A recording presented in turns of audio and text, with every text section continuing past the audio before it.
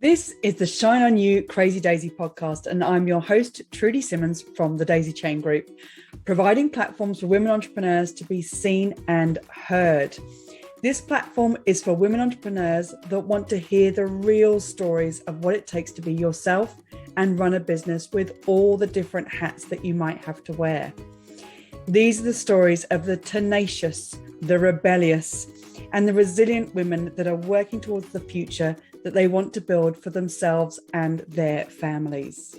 Hello and welcome to the Shine On You Crazy Daisy podcast and volume 3 book. Sofie Atkins is joining us today from the Joyful Movement. Sofie, thank you so much for being a part of this. Please tell us about your business. Oh, no problem at all. Thank you very much for having me as part of it. So I run the Joyful Movement, which is essentially Pilates classes. So they're Pilates classes for women to help them come find kind of little pockets of joy in their life, as ways of kind of making themselves feel better, more so from the inside rather than from the outside. Yes. Is the best way to put it. How beautiful. I love that. In your chapter, you talk about your dancing background, but how do you believe that dancing benefited the quiet girl inside of you? I think kind of firstly is, for me, I was really lucky because it was a really positive space and environment for me to enjoy the classes in. And I think that was really fundamental in being able to build my confidence as a person. And I think that's why it's so important for me in my classes that they have the same kind of feel to them, that they're welcoming. And that's really important, that someone comes in and they know that they're seen as a person rather than just a number, I suppose. Yeah. But very much, it kind of, I think, built my confidence. It kind of taught me that I could achieve things I didn't think I could achieve. I could take risks. I could rise to challenges. I could make mistakes and it was okay. The world wouldn't end.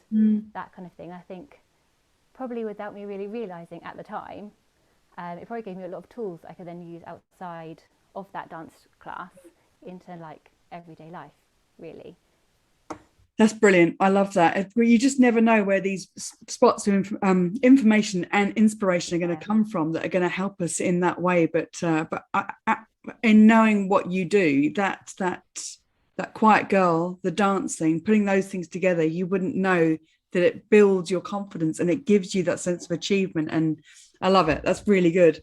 You talk about the fact that you didn't think, you just did.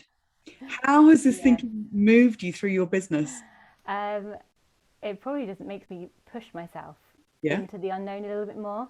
I think we can get so overwhelmed, can't we, by having decisions, whether it's the right decision, should I take this path or this path? And quite often I work best under pressure. So it gets to that point and I'll just be, okay, if I'm not wanting to do this anymore, it's time to make a change. And it's just generally, it's what gave me the push in the first place, I think, to do the Joyful Movement, because I wasn't happy in my previous role. I was looking to do something different. And yeah, it kind of pushes me to try new things, like creating my Pilates on demand content. I had no idea how or what or where to start, but I thought if I want to do it, no one else is going to do it for me. So it's taking that step and just going, you know, I've got nothing to lose, let's just kind of go for it. So and did you create that just because of the pandemic or was it before that? So I started, well, to be fair, it was all the pandemic. I started online classes via Zoom. And then that kind of gave me the want to then provide a Pilates on-demand subscription. So then people could then continue to do it when they went back to work and had less time back in their days, perhaps, could continue with the idea of using Pilates as a way to promote their well-being and continue feeling good and having that kind of little space that was just for them. So it kind of came out of that, really. I think as well, and I want this to sound the right way, but when you are a quiet person, which I wouldn't know, when you're a quiet person and you have that mentality of don't think, just do, I think there's a perception of I'm quiet, therefore I'm meek. And it's not that at all. You've got an amazing strength. And that, which is why I wanted to talk about that in particular, because it does shine through. You don't, it's not that you don't think, but you do and take action.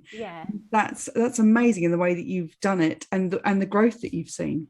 Yeah, exactly. I think someone once, I think as one of my dance teachers, they described me as quietly confident. I've always really just loved that, and like something I think I've held on to, and kind of then thinking back to me when I was younger and dancing and building up that kind of, I wasn't a particularly showy person. I didn't love doing exams. I enjoyed performing and the kind of the thrill of that kind of thing, but I wasn't ever really kind of wanting to push myself forwards.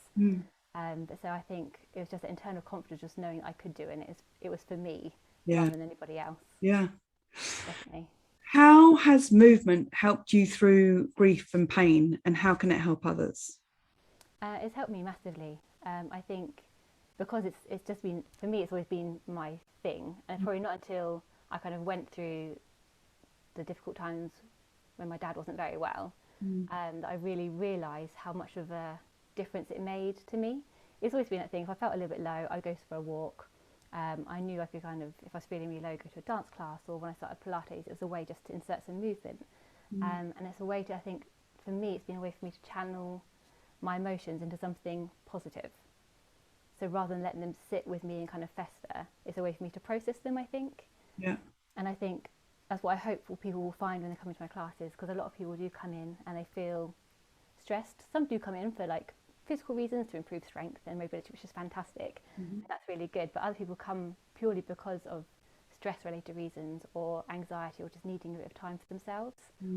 And so I think movement is fantastic because it really brings you into the present moment. You can't think about what else is going on at that time.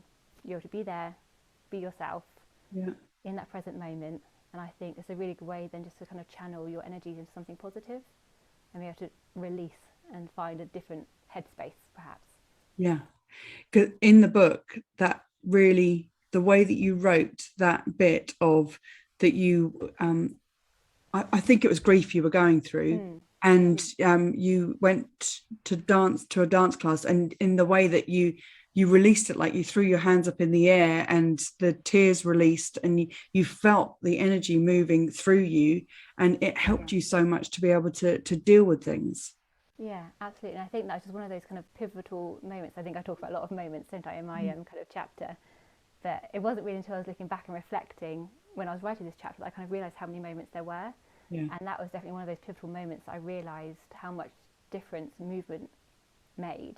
It allowed me to process and release it just in that physical sense, but also that emotional sense too. Yeah. Yeah. It's amazing when you read that and you feel it, it changes the perception of how important this is for letting things move through you rather than trying to go up against them, I think. Absolutely. And I think that in how you talk about it and being able to help others with that, the joy of movement and the joyful movement that you can give to people, you just don't know what the outcome is going to be for that person in wherever they sit now and where they want to get to. Yeah, absolutely. Everyone has a completely different reason for coming. A lot of the time they might think that they're coming because they want to improve their strength or they've been told they need to do Pilates, but really there's another reason why Yeah. and something else that they're going to get out of the class that they don't yet recognise Yeah. until they kind of either step off that mat and we're like, wow, I feel so much better. I needed that today. And that's just the best thing ever, hearing that when people step off their mat, I was like, that's what I needed. Yeah. Oh, yeah. Yeah. That's what you needed. If there's one lesson that you would want other entrepreneurs to know, what would it be? I think it would be to kind of just to trust yourself. I think there have been so many times when I kind of have had that moment before I kind of just did it, when I was like, I don't know if this is the right thing. But I think if you really listen to what you really want and what you really need, you'll know. I think there can be times when it's so hard, isn't it, in business, when either sales aren't coming in or it's just not kind of going in the direction you planned, and then something will just kind of happen if you just kind of keep trusting yourself, and it will just kind of continue rolling. So I think it's just to trust yourself. Perfect. And quite a few people have said that in the book when I asked this question. But do you know what? We need to hear it so often, because it is one of those things that it can take one little thing to knock you off trusting yourself, and to hear it again, keep trusting, keep trusting. I just think it's brilliant. Thank you. What's your favorite business book? My favourite business book. So it's a book that I've only just read quite recently, actually. But it's called Big Magic by Elizabeth Gilbert, and it's talking about kind of choosing courage over fear, and that kind of just says so much to me, because I think we can so often make decisions based on fear, and it's what holds us back. And I think that's something that hugely resonated with me, and it kind of just applies to so many other areas of life too, as well as business. It just kind of reinforces that It is a great book. I remember listening to it whilst I was walking somewhere. I was stomping off listening to the book, and I had to keep stopping, going, I need to write that down. What did she just say? Yeah. Really good book for any business to be able to give themselves permission to be more creative as well, I think. Absolutely. It's just kind of opening up, isn't it? And kind of being able to see what else is out there. Yeah. Yeah, Sophie, what an absolute pleasure. Thank you so much for being involved in the book and the podcast. Oh, no, thank you very much for having me. I've loved doing it. Thank you so much for watching the Shine On You Crazy Daisy podcast. If you've liked what you've seen today, then please make sure that you click the subscribe button to this channel to see more inspiration and motivation as more of these stories keep coming out. And if you want even more, click on the link below this video and go and have a look at the series of books Shine On You Crazy Daisy and get even more inspiration and motivation for you and your business.